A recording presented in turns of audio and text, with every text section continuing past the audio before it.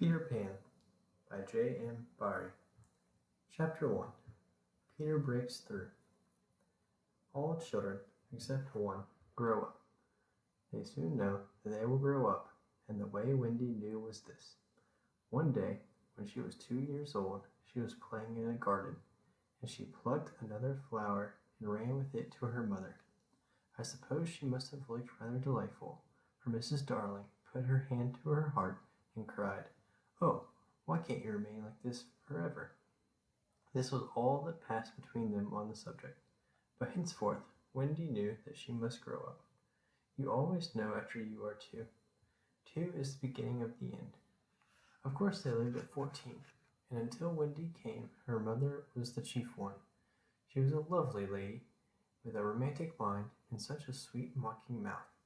Her romantic mind was like the tiny boxes, one within the other, that come from the puzzling East.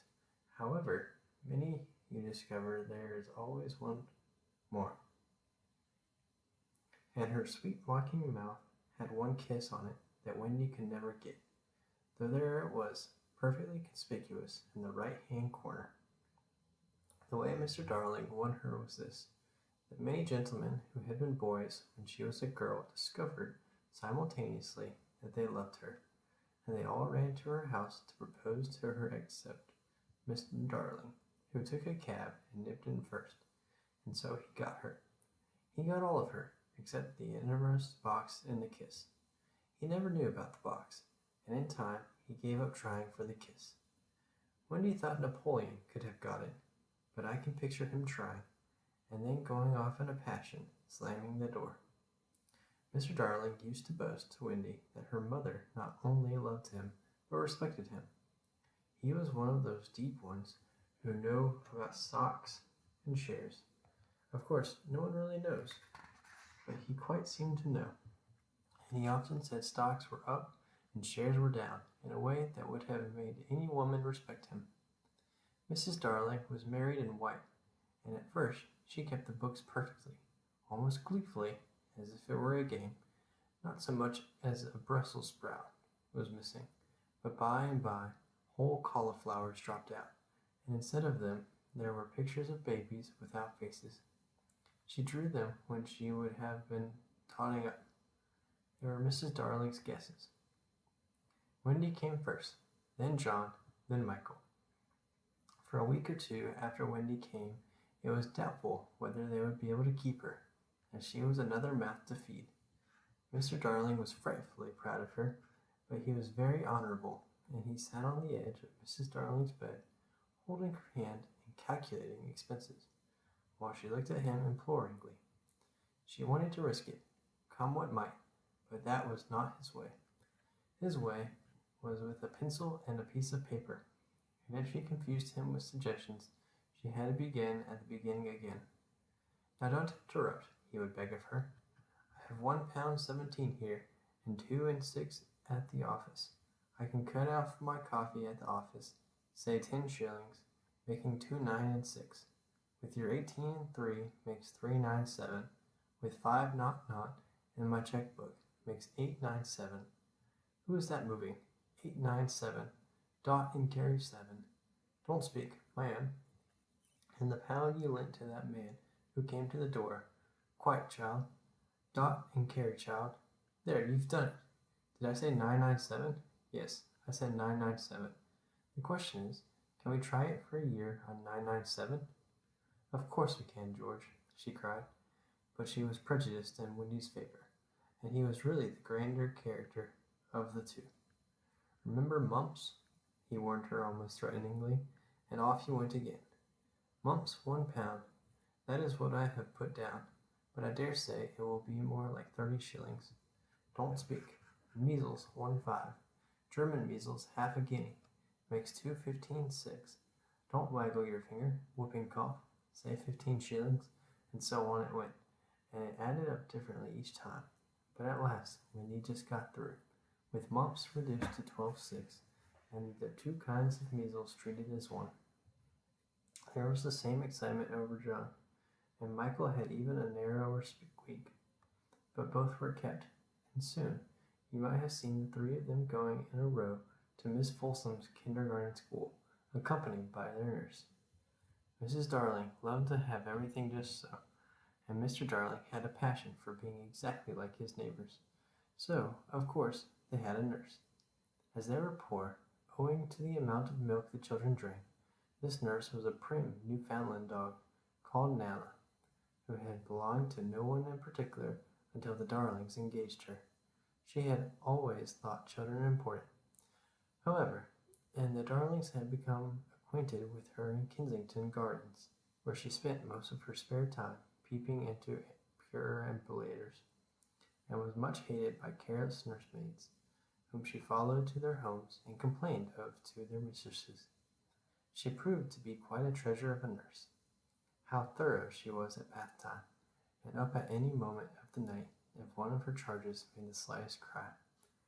Of course, her kennel was in the nursery. She had a genius for knowing when a cough is a thing to have no patience with, and when it needs stalking round your throat. She believed to her last day in old-fashioned remedies like rhubarb leaf, and made sounds of contempt over all this new-fangled talk about germs and so on.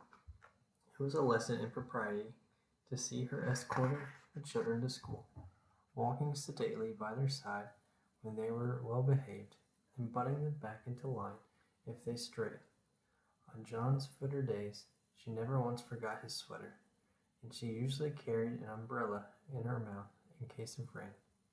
There is a room in the basement of Miss Folsom's school where the nurses wait. They sat on forms, while Nana lay on the floor, but that was the only difference. They affected to ignore her as of an inferior social status to themselves, and she despised their light talk. She resented visits to the nursery from Mrs. Darling's friends, but if they did come, she first whipped off Michael's pinafore and put him into the one with blue braiding, and smoothed out Wendy and made a dash at John's hair. No nursery could possibly have been conducted more correctly, and Mr. Darling knew it. Yet he sometimes wondered uneasily whether the neighbors talked. He had his position in the city to consider. Nana also troubled him in another way. He had sometimes a feeling that she did not admire him. "I know she admires you tremendously, George," Mrs. Darling would assure him, and then she would sign to the children to be specially nice to father. Lovely dances followed, in which the only other servant, Liza, was sometimes allowed to join. Such a midget she looked in her long skirt and maid's cap, though she had sworn, when engaged, that she would never see tin again. The gaiety of those romps, and gayest of all, was Mrs. Darling, who would pirouette so wildly that all you could see of her was the kiss, and then if you had dashed at her you might have got it. There never was a simpler, happier family until the coming of Peter Pan. Mrs. Darling first heard of Peter when she was tidying up her children's minds. It is the nightly custom of every good mother, after her children are asleep, to rummage in their minds and put things straight for next morning, repacking into their proper places the many articles that have wandered during the day. If you could keep awake, but of course you can't, you would see your own mother doing this, and you would find it very interesting to watch her. It is quite like tidying up drawers. You would see on her knees, I expect, lingering humorously over some of your contents, wondering where on earth you had picked this thing up, making discoveries sweet and not so sweet, pressing this to her cheek as if it were as nice as a kitten, and hurriedly stowing that out of sight. When you wake in the morning, the naughtiness and evil passions with which you went to bed have been folded up small and placed at the bottom of your mind, and on the top, beautifully aired, are spread out your prettier thoughts, ready for you to put on. I don't know whether you have ever seen a map of a person's mind. Doctors sometimes draw maps of other parts of you, and your own map can become intensely interesting. But catch them trying to draw a map of a child's mind, which is not only confused, but keeps going round all the time. There are zigzag lines on it, just like your temperature on a card, and these are probably roads on the island, for the Neverland is always more or less an island, with astonishing splashes of color here and there, and coral reefs and rakish-looking craft in the offing, and savages and lonely lairs, and gnomes, who are mostly tailors, and caves through which a river runs, and princes with 6 elder brothers, and a hut fast going to decay, and one very small old lady with a hooked nose. It would be an easy map if that were all, but there is also first day at school, religion, fathers, the round pond, needlework, murders, hangings, verbs that take the dative, chocolate pudding day, getting into braces, say 99, 3 pence for pulling out your teeth for yourself, and so on. And either these are part of the island or they are another map showing through, and it is all rather confusing, especially as nothing will stand still. Of course, the Neverlands vary a good deal. John's, for instance, had a lagoon with flamingos flying over it, at which John was shooting, while Michael, who was very small, had a flamingo with lagoons flying over it. John lived in a boat, turned upside down on the sands, Michael in a wigwam, Wendy in a house of leaves deftly sewn together. John had no friends. Michael had friends at night. Wendy had a pet wolf forsaken by its parents, but on the whole, the Neverlands have a family resemblance, and if they stood still in a row, you could say of them that they have each other's nose, and so forth. On these magic shores, children at play are forever beaching their coracles.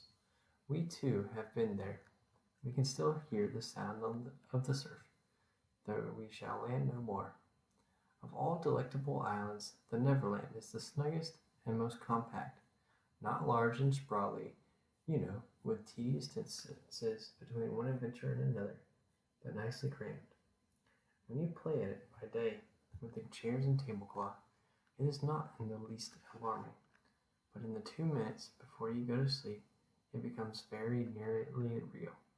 That is why there are night lights.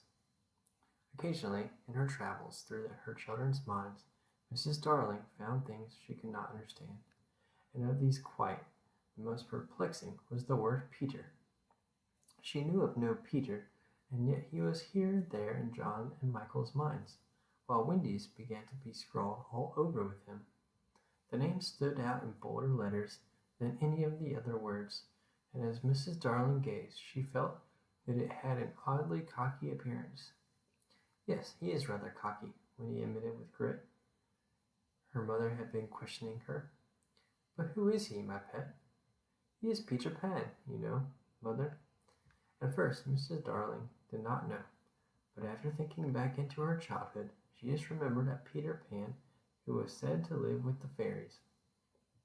There were odd stories about him, as that when children died, he went part of the way with them, so that they should not be frightened. She had believed in him at the time, but now that she was married and full of sense, she quite doubted whether there was any such person. Besides, she said to Wendy, he would be grown up by this time. Oh no, he isn't grown up, Wendy assured her confidently, and he is just my size. She meant that he was her size in both mind and body. She didn't know how she knew it. She just knew it. Mrs. Darling consulted Mr. Darling, but he smiled. Pooh-pooh. Mark my words, he said. It is some nonsense Nana has been putting into their heads. Just the sort of idea a dog would have.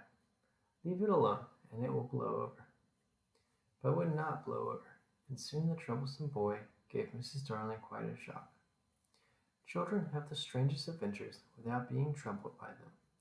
For instance, they made it remember to mention, a week after the event happened, that when they were in the wood, they met their dead father and had a game with him. It was in this casual way that Wendy one morning made a disquieting revelation. Some leaves of a tree had been found on the nursery floor, which certainly were not there when the children went to bed, and Mrs. Darling was puzzling over them when Wendy said, with a tolerant smile, I do believe it is that Peter again. Whatever do you mean, Wendy? It is so naughty of him not to wipe, Wendy said, sighing. She was a tidy child. She explained in quite a matter-of-fact way that she thought Peter sometimes came to the nursery in the night and sat on the foot of her bed and played on his pipes to her. Unfortunately, she never awoke, so she didn't know how she knew. She just knew. What nonsense you talk, Precious. No one can get into the house without knocking. I think he comes in by the window, she said. My love, it is 3 floors up. Weren't the leaves at the foot of the window, Mother? It was quite true. The leaves had been found very near the window. Mrs. Darling did not know what to think, for it all seemed so natural to Wendy that you could not dismiss it by saying she had been dreaming. My child, the mother cried, why did you not tell me of this before? I forgot, said Wendy lightly. She was in a hurry to get her breakfast. Oh, surely she must have been dreaming. But, on the other hand, there were the leaves. Mrs. Darling examined them carefully. They were skeleton leaves, but she was sure they did not come from any tree that grew in England. She crawled about the floor, peering at it with the candle for marks of a strange foot. She rattled the poker up the chimney and tapped the walls. She let down a tape from the window to the pavement, and it was a sheer drop of 30 feet, without so much as a spout to climb up by. Certainly Wendy had been dreaming.